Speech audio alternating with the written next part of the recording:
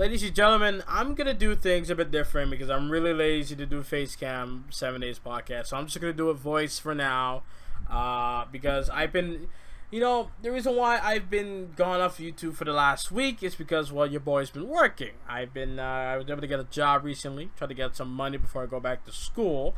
So try to have some cash under my belt so I can make sure I get 2K20 when that releases. So when I finish up with 2K19 Universe Mode, 2K20 is right under my nose, and I'll be able to use that game right as it comes out. I plan on just going straight Universe Mode once I get the game, but I do feel maybe I should play, do what I did in 2K17 and 2K16, where I play one match, I create something, I create a championship, I create arena, just look at the menu, all that stuff, pretty much do all that jazz, So I plan on doing that with 2K20 when it comes out in 2 months from now. But for now, let's talk WWE because honestly, look, I'm going to be honest with y'all, okay?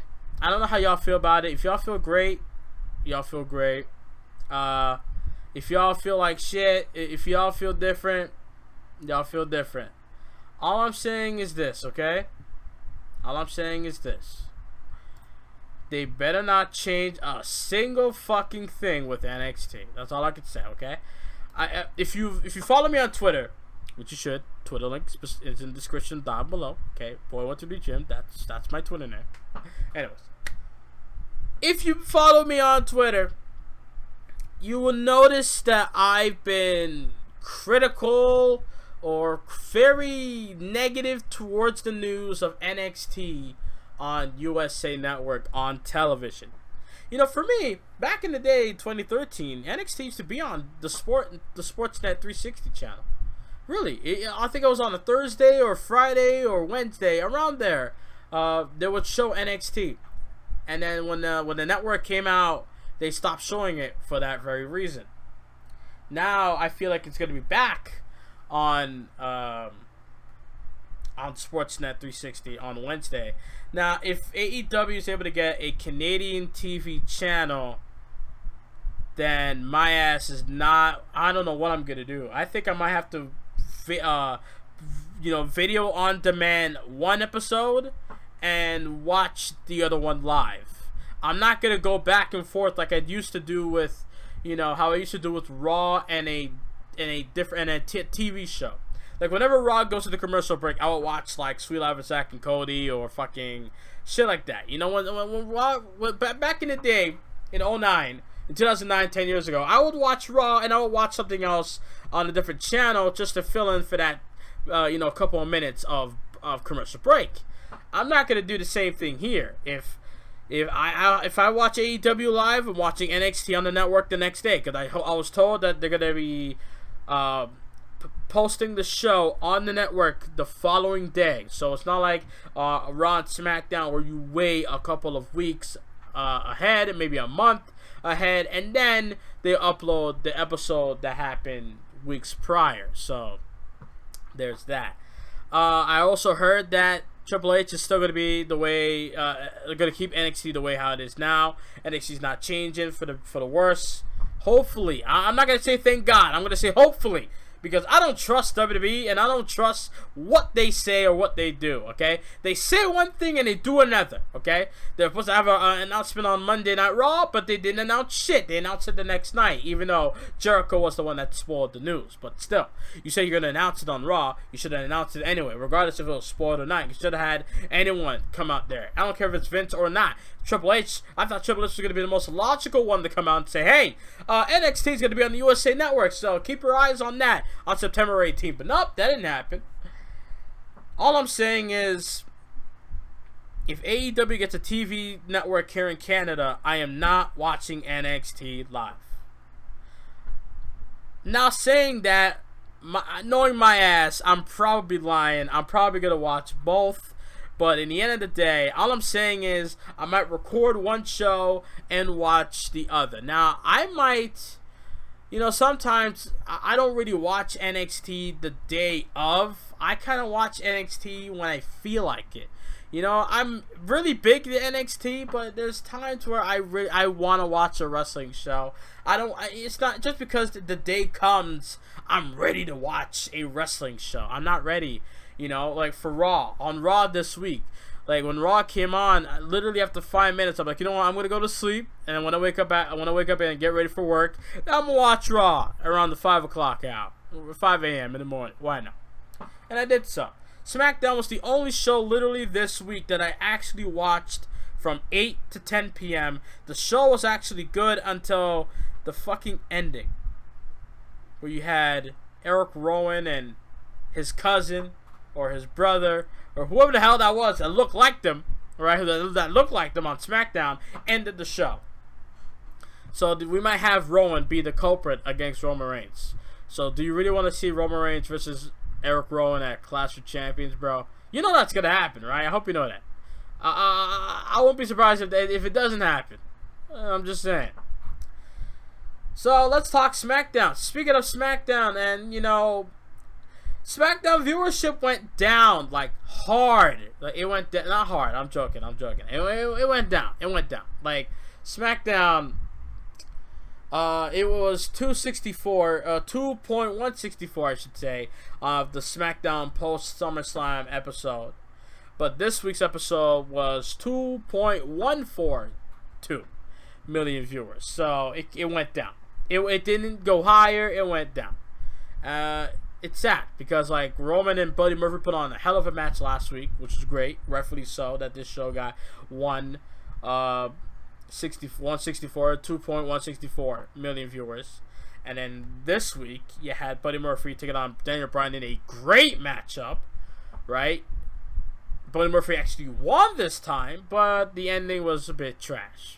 Plus, they pussified Kevin Owens. They kind of made Kevin Owens, you know, people were saying he was like CM Punk. I don't remember CM Punk being a bitch like this, coming to Shane McMahon and saying, look, I apologize. I remember CM Punk saying to John Laurinaitis, "You're gonna want to sue me. You're gonna want me in jail because for animal cruelty. Because I'm gonna beat you like a bitch." I remember CM Punk saying shit like that. I don't remember Kevin Owens, you know, say anything massive like that. He just came out and said, "You know what? I'm sorry. You know that $100,000. I mean, that's a lot of cash. You know, I'm a broke man. You're a wealthy man, but I'm broke." Yeah, that's basically what he was saying. So, either way, SmackDown, to me, back-to-back Raw and SmackDown this week was actually good, in my opinion. I don't give a fuck if you disagree or not. Okay, I don't care. If you feel different, okay, that's fair enough. I'm not going to come out and shit on your opinion. Just don't shit on mine. Alright? That's all I'm saying. SmackDown and Raw was good this week. That's all I'm going to say. Now, new estimates have WWE making more than $50 million per year for NXT USA deal.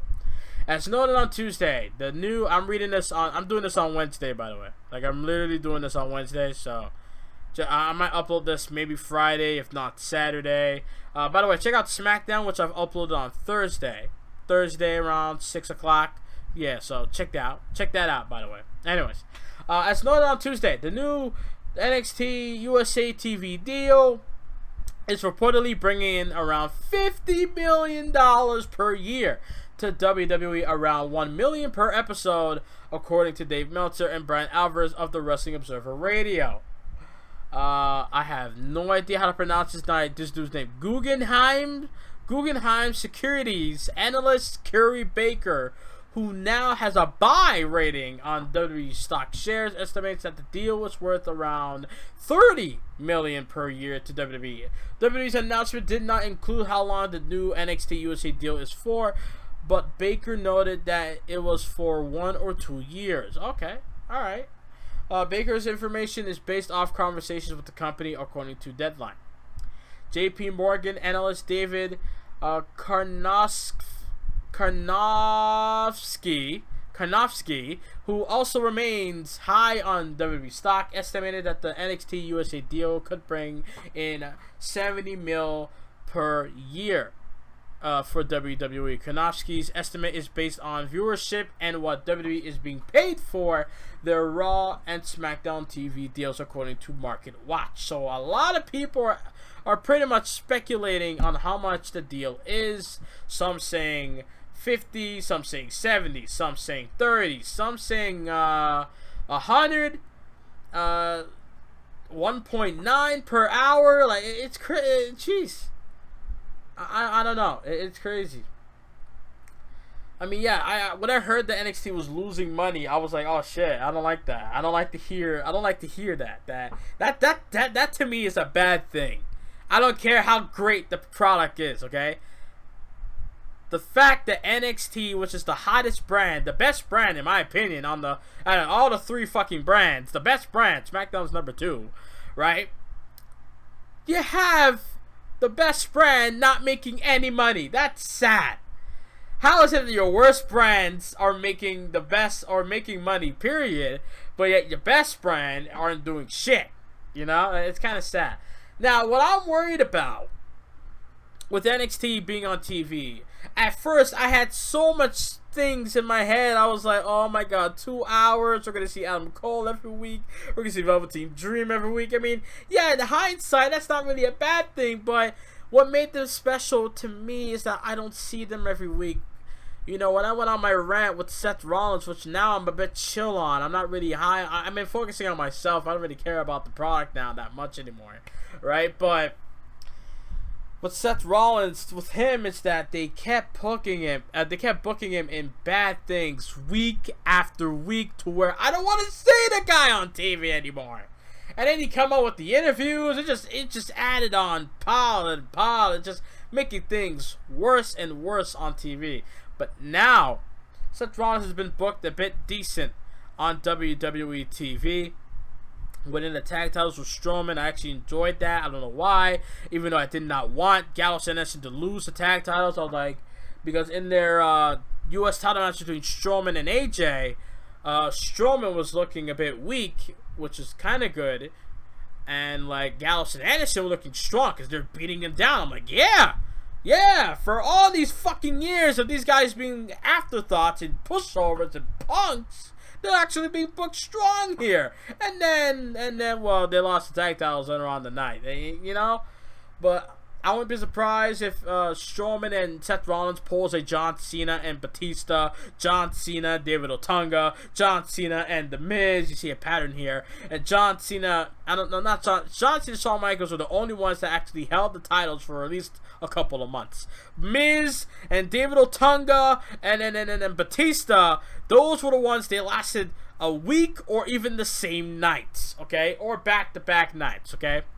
So I feel like that's what's going to happen with Seth and Braun. That they're going to win the title. They won the titles this week. They might lose it next week or 2 weeks later. Or even Seth Rollins pulls a Night of Champions in 2015 and competes twice. He defends the tag titles for Strowman, but yet has to face Strowman later on in the night in the main event for the Universal title. That's going to be a weird situation that actually I don't mind seeing that. I'm not going to lie, low key. But yeah, the thing with NXT, I felt like, at first I'm like, oh, 2 hours, see people every week, things are not going to be special anymore. What does this mean for TakeOver? Like, is TakeOver going to be like 3 hours now? Like what's happening? What is gonna happen? I immediately thought that NXT was gonna be traveling and going to arena to arena. You know, I'm like, oh, it's gonna be like ECW all over again. It's gonna be like WWE ECW all over again. Oh my god, empty arenas and just that's what I was fearing. But I'm told that they're staying their asses in Full Sail, which is a smart move. Thank Christ. It will be on the network 24 hours later, 8 to 10 p.m., right, on Wednesdays. So, the only good thing about NXT going to USA Network, I guess, well, the only good thing about it is them going live. That's the only blessed thing about it. Because NXT being taped, not really issue. Not really. It's not like how they taped SmackDown many years ago, where they just have the crowd effect, you know. For all we know, we might be fooled, and it might have put crowd reaction, but then again, you know, the crowd in NXT, it's so small, it's possible for them to be loud as fuck, you know. And you can hear one guy literally have a conversation with another guy. That's how small the Full Sail is in that arena. So I'm happy that they're live. I guess making it going 2 hours, having better matches, maybe having two best matches of the week in one night. Maybe that's a good thing as well. Giving more people to shine because they have a stacked roster. They really do. So there is a lot of positives, but there is a lot of negatives as well. So I just hope that everything stays the same. It's just that they're 2 hours and they're live. That's the only thing that is different. Everything else is the same. That's all I hope for. Alright, so there's that. Updates on Street Profits and Raw. Like, what is the point of them being on Raw? Like, seriously, well, why? Why are they on Raw? I really don't understand. I like it. I like them. They're my boys. They're my boys. But what are you doing, though? Like, are you going to do anything different? Like, all y'all doing is promoting. Y'all like DX, but better. Like, yeah, y'all just promoting shit. Like, you remember how DX used to promote their merch back in the day? I mean, yeah, no one can outdo DX in as far as merch selling and like promoting their merchandise. But as far as like hyping people up for like what's happening on that very show, Street Profits are doing a good job. Not gonna lie. So there's that. In an update, Dave Meltzer reported on F4WOnline.com that Montez Ford and Angelo Dawkins will remain on the NXT roster. Thank God! Despite the title change, and I guess there was a title change because I didn't watch NXT yet, because I'm recording this literally 30 minutes before NXT on the WWE Network, and I guess because fucking spoilers! So that's another good reason why NXT is on live TV, because you don't get fucking spoilers! Every week, I'm tired of people on YouTube videos saying, spoiler alert, if you want to skip the shit, you can skip the video. If I see on your thumbnail, NXT spoilers, do you really think I'm going to click on that motherfucker? No, I'm not. I'm not going to click on it. I don't want to see or hear your voice telling me what's happening on NXT, because guess what? I like being shocked. I like being, just happy watching NXT without having some clowns, Cultaholic or Wrestle Talk or whatever these bum ass fucking wrestling channels out there spoiling NXT. You know, like I know. You know, you could just not watch the video. I don't. I'm just saying, I'm just tired of it. That's it, you know. You don't have to fucking report it, but they do, I guess. So it is what it is. Title change reportedly has nothing to do with the Profits being on Raw. It was also said that Ford and Dawkins will continue to do non-wrestling backstage segments on Raw. I don't know why. It was reported in late July that there were no plans for Ford and Dawkins to wrestle on Raw anytime soon. Thank you very much. It was also said that wearing the tag team titles on Raw was considered to be a form of advertising for NXT, which is kind of smart. But then again, they did that with Gargano and Ciampa and I believe Ricochet and Aleister Black many months ago, which left for Ciampa to get fucking hurt. So that's the only plus thing. They did not let the Street Profits wrestle, because God only knows one of these guys would have got hurt and the other one would be left to waste away. You know? I'm sorry. I mean, look, if it's Dawkins that get hurt, Ford will be alright, I guess. But I the way how I feel about Montez Ford is the same way I feel about Dawkins. I have equal, feelings towards both guys in this tag team. I do not want to like one and shit on the other or not pay attention to the other. I don't want to do that because that's not fair. Dawkins able to hold his own, especially in the matches. He's able to hold his own in the ring. Yeah, he may not be as charismatic as Montez Ford, but the dude has something, and you don't want to just waste it away. I hate when WWE does this shit. You know, where like they don't give both guys equal fair share in a sense, but like they focus on one guy and they focus on him only, and yet there's another role for the other guy, a good role for him to at least last for a while, but they don't do anything with it. They don't do anything with him. They just let him die, and then he gets released, and then he goes to a different wrestling company, and then somehow it gets bigger over there. Rhino. So, anyways, shall we continue? With the idea being that if you like seeing Ford and Dawkins on Raw and want to see them more, then the weekly NXT show is the place where you can see them wrestle. Ford and Dawkins started appearing in backstage segments back on my birthday, July 1st, as a way to introduce new, fresh faces to the brand. It was noted that they were not considered to be officially called up to the main roster. Their recent backstage segments have been used to promote upcoming events and storylines. So there's that, pretty much. Your boy Rusev, on another hiatus, has a new look. His hair, he shaved his beard, so the Machka beard is gone. He looks like a normal dude, pretty much. He kind of looks like a Russian, a Bulgarian. I was gonna say Vladimir Kozlov, low key, like when Kozlov, like not now Kozlov, like before, you know, like in between Kozlov, I would say. Like he's muscle but big. He has no facial hair and a nice looking haircut. Pretty much, that's Rusev right now.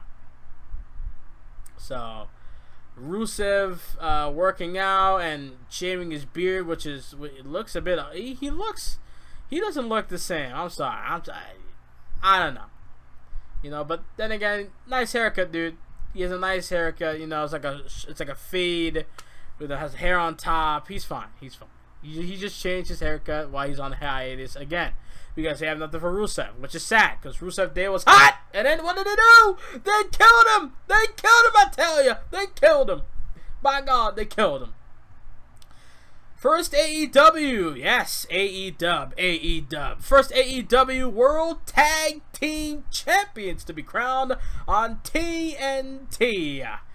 AEW has announced that the first ever AEW World Tag Team Champions will be crowned during the 5th AEW on TNT episode. By the way, this better not be the fucking name of the show. Welcome, like you hear JR on commentary. Welcome everyone live to AEW on TNT. No, I don't want to hear that shit. It better be AEW Wednesday Night Dynamite on TNT, where the big boys play. Like, I better hear that shit. I don't want to hear anything else. I don't want to hear AEW on TNT. They better come up with a fucking name on the premiere episode. Please.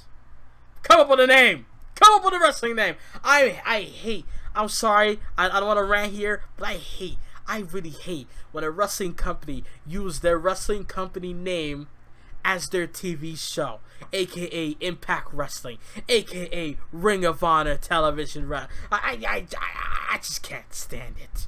I need a show with a name. We got the company AEW. What is the television show name? We don't know. Fuck. I just hate it. Please give us a fucking name. Please.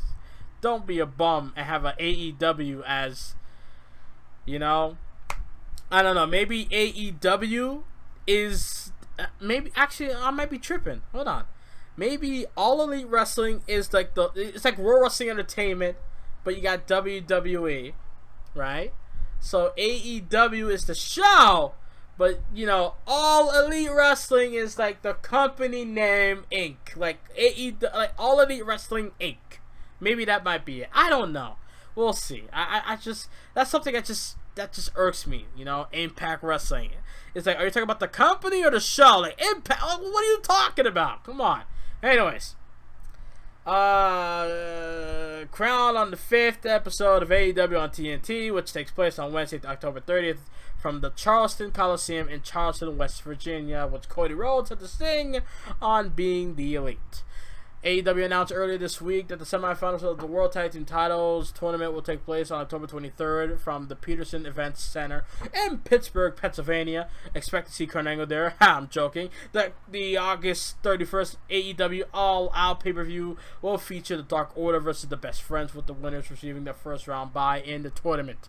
The second AEW on TNT episode on October 9th from the Agnes Arena in Boston, Massachusetts, will then feature Private Party versus the Young Bucks in the first round tournament match. Now, I want to see this match personally because, well, they had a match at House of Glory, which I did not watch because I'm broke. I don't have money yet. And besides, I'm not in the mood to watch any other wrestling at the moment. I'm just focusing on getting my money and going to school. And I'm trying to figure out ways for my universe mode on YouTube. That's pretty much what I'm focusing on. I don't really care what's happening now, but nice to know that Private Party taking on Young Bucks, first round match in the tournament. It's going to be great. So episode 1, premiere episode, Wednesday, October 2nd, Capital One Arena in Washington, D.C. Jon Moxley appears live. Cody Rhodes versus Sammy Guevara. Young Bucks versus Omega and Jericho, and probably the Lucha Bros, but we'll see. Mystery partners. And AEW first ever women's champion will be crowned. You notice that Hangman Page's not in this lineup so far. Maybe they might change that if he wins at the All Out pay-per-view, which I will be buying. I will, because if I'm hyped about something, I'm willing to spend it, okay? So I'm going to watch it live just like everyone else on Fight TV. Just hope that Fight TV or whatever the fuck the app is called fix your shit. Because I watched Fighter Fest or Fight for the Fallen, and that shit was lagging, and there were so many mistakes happened on that show. Don't let that happen again, please. God, if that happens again, I'm never ever watching anything on the Fight TV app, website, whatever the fuck, ever again. Period. So Wednesday night, Wednesday, October 9th in Boston, Moxley versus Spears. Wow, they got matches announced already. That's crazy. I expected on the first episode, but not the second one or the third one or the fourth one. That is crazy. So Moxley versus Shawn Spears and the Bucks taking on Private Party already. We got that. The first ever AEW World Championship match between Jericho or Hangman Page or versus to be announced.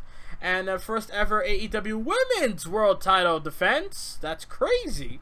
In Pittsburgh, Pennsylvania, we have Moxley involved. Moxley would be in action, I should say. Semifinals of the Tag Team Titles tournament.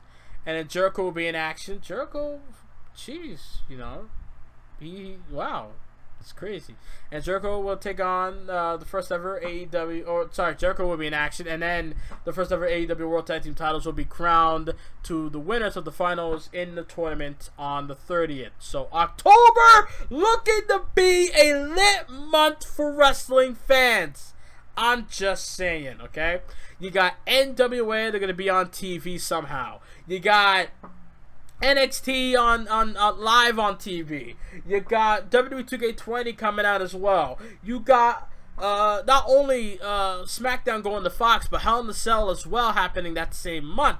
And then you got AEW week after week after week. That entire month of October already have their matches set, ready to go. That is incredible. I don't think WWE has ever done that, but I'm just saying I've never heard WWE say, hey, this day we're going to have this guy here and that guy here, and then the next week we're going to have this guy here and that girl here and this one there, and then the next week after that, it's crazy. They're announcing the shits, so people, man, it's going to be lit. I can't wait. I'm hyped.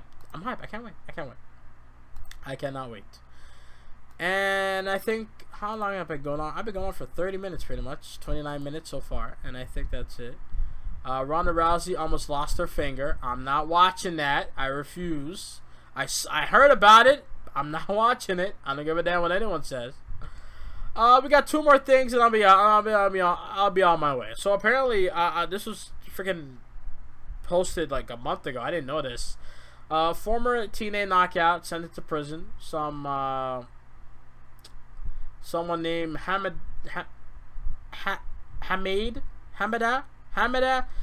Hikio Hamada has been sentenced to 18 months in prison for drug charges. Have fun. I'm just going to leave it at that. I'm not going to say anything else on it. Last thing on my mind before I leave, because this is blasphemy. This is blasphemous, okay? So apparently, so this old bastard wants this match to happen now. But yeah, he had the chance to do it 5 years ago, and he didn't do it. Sting signed with the WWE in 2014. Why the fuck didn't he do it then? So apparently Vince wants Undertaker versus Sting dream match in the worst country he could ever plant this match to be in, Saudi goddamn Arabia. Now, I understand why. First of all, I thought Sting was hurt. Why the fuck is he now coming back for Saudi Arabia, if that's the case?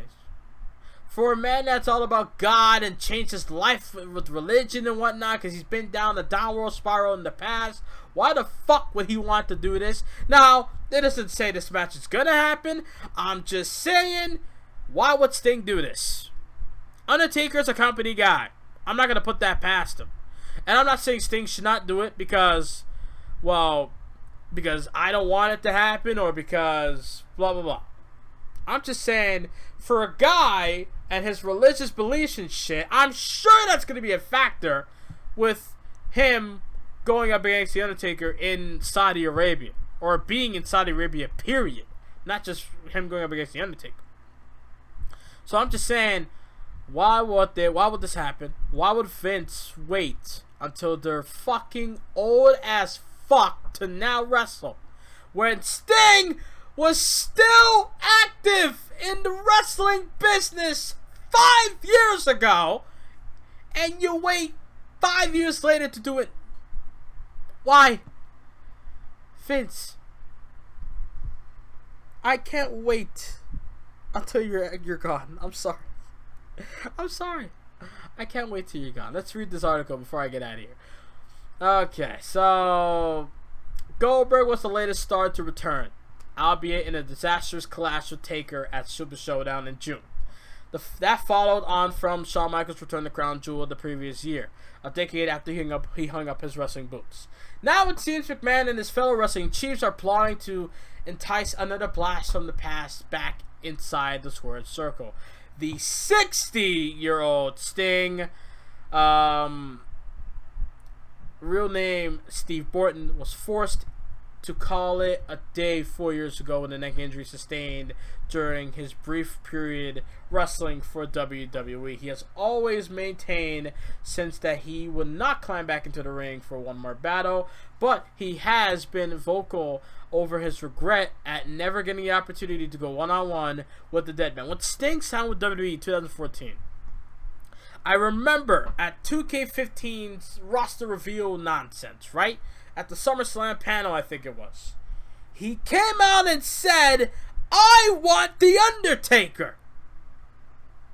But we got Triple H instead because, time to play the game. I don't know.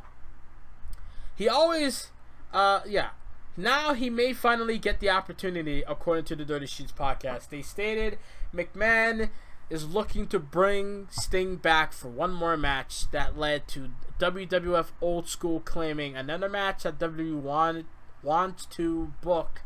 The book is The Undertaker versus Sting. Quote, WWE wants to book his Undertaker's dream match next year, most probably at a Saudi Arabia pay-per-view, are hoping to get Sting medically cleared for this bout. Sting suffered a neck injury during his match with Seth Rollins in 2015 and out of Championship pay-per-view, which was Sting's last match. I'll never forget that. Sting at 60 years old, getting cleared at this point will be very difficult, but the hope is still there among WWE officials. Just because I just want to get this out there before I continue reading. Just because Sting gets cleared doesn't mean it's going to get people who are against these Saudi Arabian people. Sorry. Just because Sting gets cleared and wrestles the Undertaker at a Saudi Arabian show doesn't mean it will get people who are against these shows to come and watch the fucking show, because they already know this might be another shit show, for all we know. Anyways, despite the 50-year-old Undertaker and Sting's age, the prospect of seeing two of the biggest names to ever compete would certainly be an intriguing one for the WWE Universe. The two men were key players in the Monday Night Wars between WWE and WCW back in the late 90s and remain huge fan favorites to this day. After McMahon purchased WCW in 2001, Sting refused to sign for his rival due to loyalty to the fallen brand. After years of persuasion, he finally entered WWE 2014 and immediately targeted Triple H and the Authority. The two would later have an epic battle at WrestleMania 31 the following year, which memorably saw DX and the New World Order NWO squared off. The Saudi Arabian Sports Authority is paying big bucks to WWE for a number of shows over a reported 10-year agreement. We're already in the second year of, or maybe the first year rather. Yeah, the first year of this Saudi Arabia agreement. So there's that. And the prospect of a final big payday to take on one man he has always wanted to face could just be enough to convince the Stinger to make a comeback. Don't do it, Sting. I'm sorry. I'd rather see someone else face the Undertaker than you face the Undertaker at this point. You're done. You're done. You're done. You're retired. You're done. There's no way you're coming back from this now. Okay? I don't want to see you ended up paralyzed or whatever the fuck. And besides, I saw Edge spear Elias at SummerSlam on the Kickout show. I was shocked to see Edge do anything physical. Now, I'm like, wait a minute. So you're telling me this dude is good now? Like, he's good to go. Now, I'm not expecting Edge to come back and wrestle. He's in his mid-40s. He's done. He's not coming back to wrestle. He's done what he needed to do. What else could Edge do? He made a vet at WrestleMania, I'm sure of it. Yeah, he has. He's done so much. Won the first Money in the Bank. Cashed in on Cena. He's done so much in WWE. What in the absolute fuck can he do now? Nothing. So, again, I'm just saying, the dude is done. Sting is done. There's no point of having him come back. That's all I'm saying. So, I'm done with this. I hope this will not come to be. I really hope. All I hope is that WWE does not, by any means necessary, does not have this match happen out of all places in Saudi Arabia. Thank you guys for listening to the 7 Days Podcast. If you guys can, please leave a like, subscribe if you're new, follow me on Twitter, leave your comments down below. What do you guys think of NXT being on USA, being live 2 hours every week? AEW having their matches and shows planned out before we even get to October, and many more. What do you guys think? Leave your comments down below, and I'll see you guys next time, and I'm out. Later.